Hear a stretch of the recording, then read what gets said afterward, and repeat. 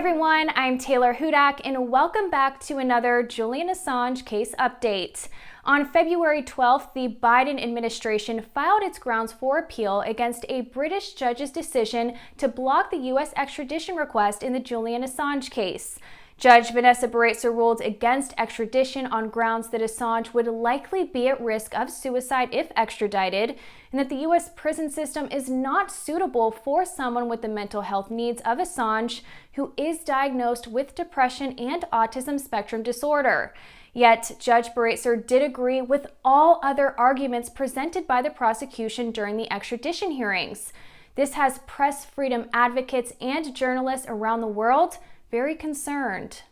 Now, it was a bittersweet decision because it was a decision taken simply and solely on the basis, as other panelists have said, that the US prison system is too brutal, too oppressive. Unfortunately, she also ruled that there was no public interest self-defense for publishing the information that Julian did, no right for the public to know, no protection for journalists who were trying to expose what their governments were up to. So it was simultaneously a victory for Julian and a very dangerous decision for the freedom of the press. The Biden administration's decision to continue with the prosecution of Assange contradicts the position of the Obama administration, in which Joe Biden served as vice president. In 2010, then Attorney General Eric Holder assembled a grand jury to investigate WikiLeaks. But in 2013, the Obama administration was reluctant to prosecute Assange because it could set a precedent for other journalists to be prosecuted. Joe Biden should, in my view, start his presidency by dropping the cases. That would be a way of breaking with US war crimes of the past. I also think that on appeal, the US government would struggle to make the case any clearer than they already did. I don't see what they could say, what they could present to the court that they haven't already, because they had very adequate time to prepare their case. In fact, one could argue that they had more adequate means of preparing their case than Mr. Assange and his lawyers did, with all of the difficulties and obstacles that they faced. The US appeal under the Biden administration was filed on February 12th. The defense has been given an extension until March 29th to respond. According to a campaign update from Julian Assange's fiancée, Stella Morris, the defense may cross-appeal some aspects of the judge's ruling on January 4th, where she sided with the prosecution on the press freedom arguments. The defense team wants a UK court to refute the other grounds for extradition, as well as an order to clear Assange's name properly. And according to Stella Morris' campaign update, she writes, quote, "We wanted a finding that the extradition is an attempt to criminalize journalism, not just in the US, but in the UK and the rest of the world as well, and that the decision to indict Julian was a political act, a violation of the treaty, a violation of his human rights, and an abusive process," end quote. After the defense submits its response to the court on March 29th, the High Court will decide whether or not to hear the appeal. If the High Court rejects the U.S. grounds for appeal, Assange will be released. If the High Court accepts the U.S. grounds for appeal, the court proceedings are likely to take place within the next several months. If an appeal takes place, the losing party can then appeal to the Supreme Court and/or the European Court of Human Rights. This process can take several years.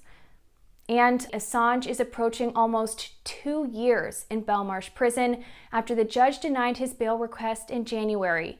Belmarsh Prison is experiencing high rates of COVID infections, and the prison is still in lockdown, which means that Assange has not seen his family since October of last year. Additionally, the weather in the UK right now is extremely cold, and Assange is reportedly freezing at night when the temperature drops to below 0 degrees Celsius in the prison. Assange still has not received his warm winter clothes that have been sent to him months ago. Assange even has to board up his cell window with books for insulation. These conditions are beyond unacceptable and cruel. If anything happens to him in this period of custody, it is the legal and moral responsibility of the UK government.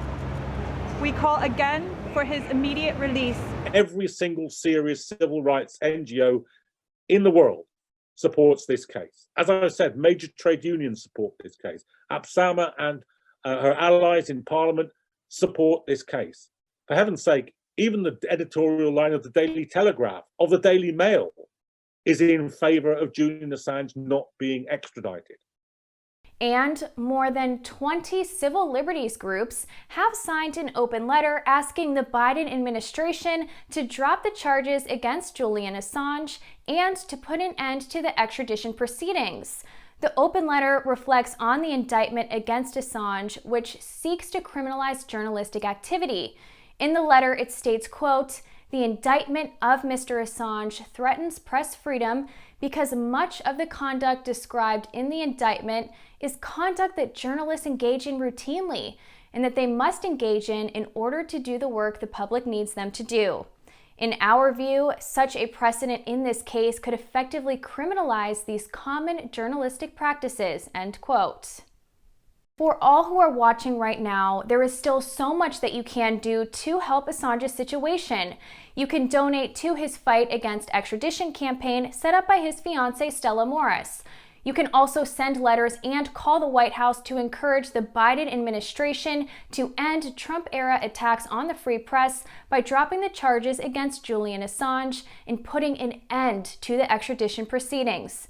The fight for Assange's freedom continues until he is set free, home with his family, and no longer faces prosecution. Every movement is a mosaic of small acts. Never believe that what you personally do is too small or too irrelevant to count.